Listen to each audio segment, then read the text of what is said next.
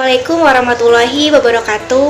Apa kabar teman-teman semuanya? Semoga kita semua selalu diberi kesehatan, selalu diberi perlindungan oleh Allah Subhanahu wa taala, dan yang terutama semoga wabah ini cepat berlalu sehingga kita semua dapat berjumpa kembali dan melakukan aktivitas seperti sedia kala. Amin amin ya rabbal alamin.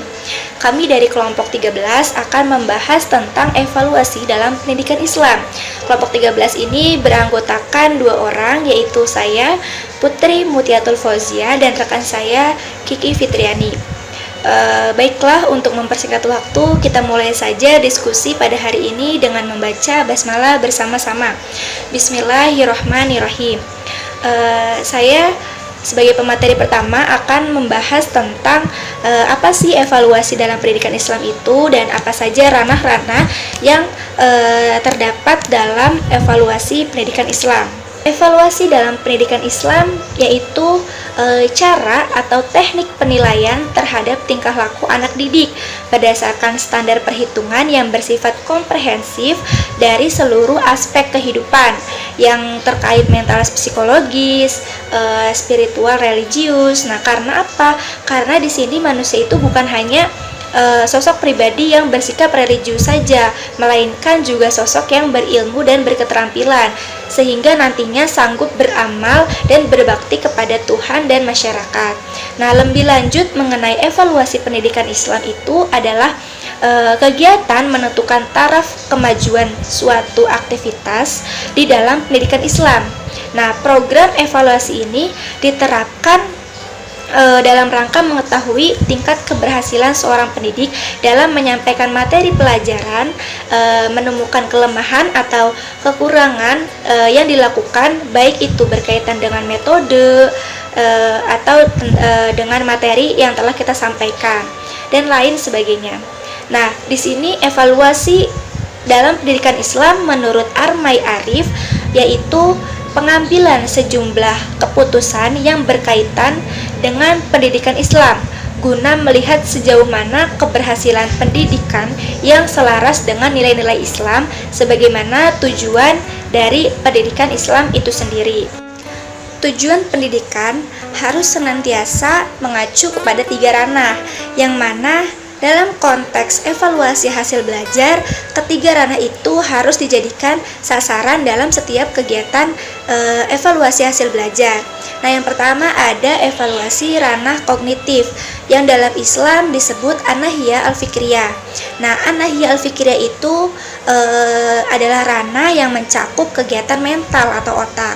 Nah, menurut Bloom, segala upaya yang mencakup kepada aktivitas otak termasuk ke dalam ranah An-Nahiyah Al-Fikriyah ini atau ranah kognitif. Nah, dalam evaluasi ranah kognitif ini atau An-Nahiyah Al-Fikriyah ini terdapat hadis yang diriwayatkan oleh Abu Dawud, At-Tirmizi, Ahmad, dan Ad-Darimi yang berarti Mu'az bin Jabal meriwayatkan bahwa Rasulullah SAW ketika akan mengutus Mu'az ke Yaman, beliau bertanya kepadanya, bagaimana kamu mengadili perkara jika di hadapan kepada kamu suatu perkara pengadilan? Nah, maka Mu'az pun menjawab, saya mengadili perkara itu dengan kitab Allah atau Al-Quran. Nah, maka Rasulullah bertanya lagi, bagaimana jika kamu tidak menjumpai petunjuk itu dalam Al-Quran? Nah, maka Mu'az pun menjawab, saya mengadilinya dengan sunnah Rasulullah. Nah, lalu Rasulullah bertanya lagi, bagaimana jika kamu tidak menjumpai petunjuk dalam sunnah Rasulullah dan tidak menjumpainya dalam kitab Allah atau Al-Quran? Nah, maka Mu'az pun menjawab, saya berijtihad sekuat akal pikiran saya. Nah, lalu Rasulullah pun menepuk dada Mu'az sambil bersabda, segala puji milik Allah yang telah memberi petunjuk kepada utusan Rasulullah terhadap apa yang Rasulullah berkenan terhadapnya. Nah, dari hadis tersebut terdapat poin yang pertama, Rasulullah bermaksud mengutus Mu'az ke Yaman untuk memimpin umat. Yang kedua, beliau bertanya kepada Mu'az tentang dasar yang digunakan dalam memutuskan perkara peradilan. Yang ketiga, Mu'az menjawab dengan urutan. Yang pertama dengan kitab Allah, yang kedua dengan sunnah Rasulullah, dan yang ketiga dengan ijtihad. Nah, serta yang keempat, setelah jawaban Mu'az selesai, beliau menepuk dada Mu'az dengan senang karena memuji Allah. Nah, dari hadis tersebut kan mempunyai 4 poin yang tadi. Nah, lalu dalam hadis tersebut juga memperlihatkan bahwa Rasulullah menguji kemampuan dan pengetahuan seseorang sahabat sebelum memberikan tugas kepadanya. Nah, setelah ia berhasil menjawab secara benar sesuai dengan keinginan, beliau memperlihatkan rasa senangnya dengan memberikan ganjaran yang menyenangkan dan memuji Allah Subhanahu wa taala. Nah, pujian kepadanya di sini dapat diartikan sebagai rasa syukur atas keberhasilannya dalam mendidik sahabat. Nah, yang kedua ada evaluasi ranah afektif atau dalam Islam disebut an-nahiyah al-mauqifiyah. Nah, an-nahiyah al-mauqifiyah itu adalah ranah yang berkaitan dengan sikap dan nilai. Nah, beberapa pakar mengatakan bahwa sikap seseorang dapat diramalkan perubahannya apabila seseorang tersebut telah memiliki penguasaan kognitif tingkat tinggi. Nah, ciri-ciri hasil belajar afektif akan tampak pada peserta didik dalam berbagai tingkah laku, seperti perhatiannya terhadap pelajaran agama Islam, kedisiplinannya dalam mengikuti pelajaran agama di sekolah, dan lain sebagainya. Yang ketiga yaitu evaluasi ranah psikomotor atau dalam Islam disebut an-nahiyah al-harokah. Nah, an-nahiyah al-harokah ini ranah yang berkaitan dengan keterampilan atau yang biasa kita sebut dengan skill atau kemampuan bertindak setelah seseorang menerima pengalaman belajar tertentu.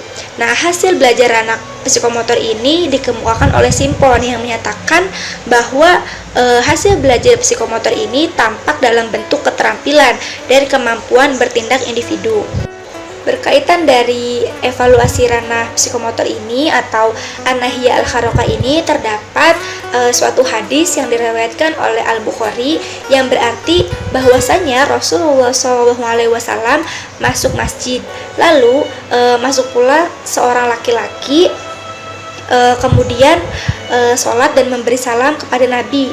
Nah, beliau menjawab salam dan berkata, ulangi sholatmu karena kamu belum sholat. Lalu laki-laki itu mengulangi sholatnya seperti sholatnya yang tadi. Nah, seperti itu pengulangannya 3 kali. Nah, lalu laki-laki itu berkata, demi zat yang telah mengutusmu dengan benar, sungguh aku tidak dapat berbuat yang lebih baik daripada itu. Oleh karena itu, ajarilah aku.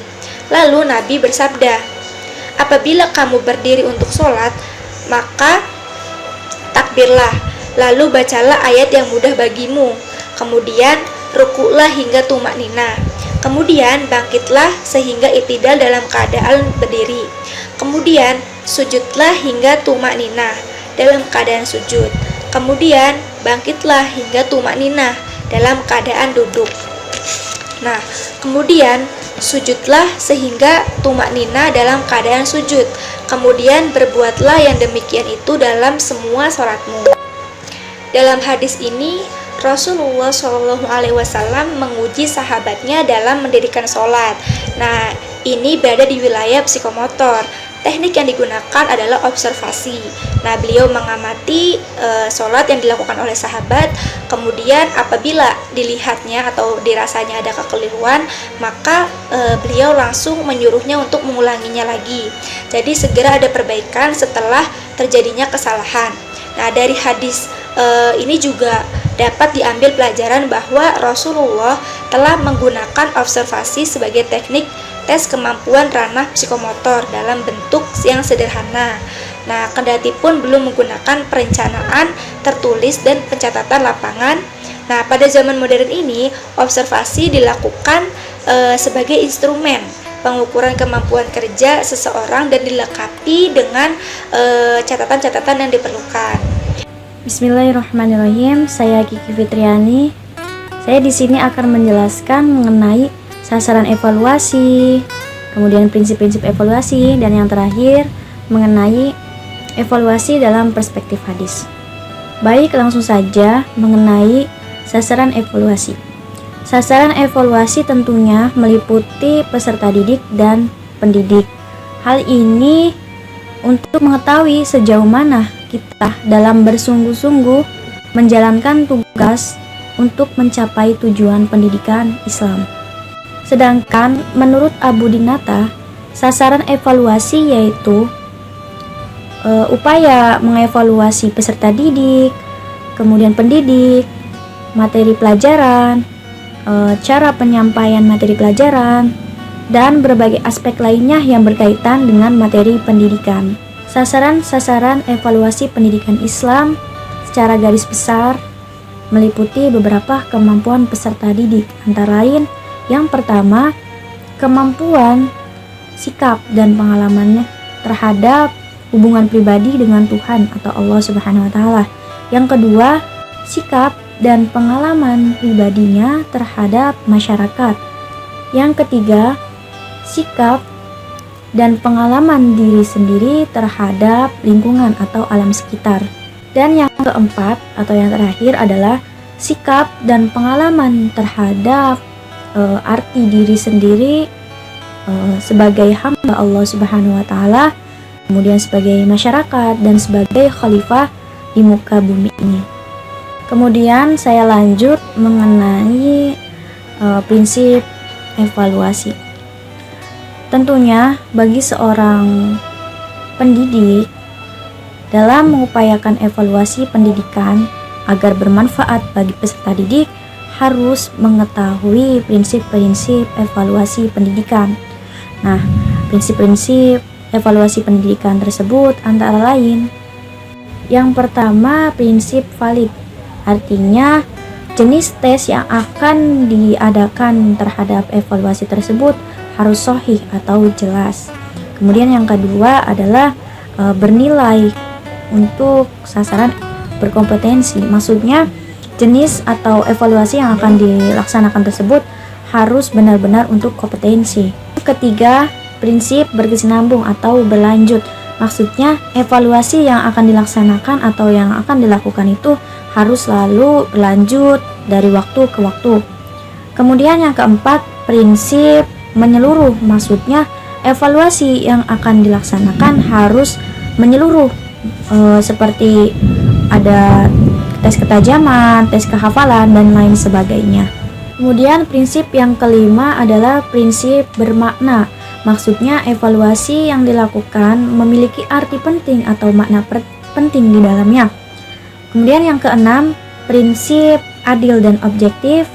Yang ketujuh, prinsip terbuka. Maksudnya evaluasi yang akan dilaksanakan terbuka untuk kalangan yang akan dievaluasikan. Yang kedelapan adalah prinsip ikhlas. Dalam ajaran Islam tentunya kita diberikan pelajaran mengenai ikhlas. Maksudnya evaluasi yang akan dilaksanakan dengan niat yang baik atau niat yang ikhlas. Kemudian yang kesembilan adalah prinsip praktis. Yang kesepuluh, prinsip dicatat. Maksudnya evaluasi yang dilakukan tersebut hasilnya itu harus dicatat, baik prestasinya, baik kekurangan maupun kelebihan dari peserta didik. Kemudian pembahasan terakhir mengenai evaluasi pendidikan dalam perspektif hadis. Rasulullah Shallallahu Alaihi Wasallam pernah menguji sahabatnya sebelum berperang. Dari Ibnu Umar berkata, Rasulullah Shallallahu Alaihi Wasallam pernah menguji kemampuanku berperang dalam perang Uhud ketika aku berusia 14 tahun. Lalu beliau tidak mengizinkanku dan beliau mengujiku kembali pada hari perang Khandaq ketika aku berusia 15 tahun dan beliau Rasulullah Shallallahu Alaihi Wasallam mengizinkanku. Hadis riwayat Muslim. Dari hadis tersebut, evaluasi yang dilakukan Rasulullah Shallallahu Alaihi Wasallam terhadap para sahabatnya adalah secara langsung dengan melihat tingkah laku dan lain sebagainya. Kemudian Rasulullah Shallallahu Alaihi Wasallam memberikan penekanan terhadap para sahabatnya berupa nasihat, arahan, saran, dan lain sebagainya. Baik, terima kasih. Itu saja yang dapat kami sampaikan dan kami jelaskan. Kurang dan lebihnya kami mohon maaf. Wabillahi taufik wal hidayah. Wassalamualaikum warahmatullahi wabarakatuh.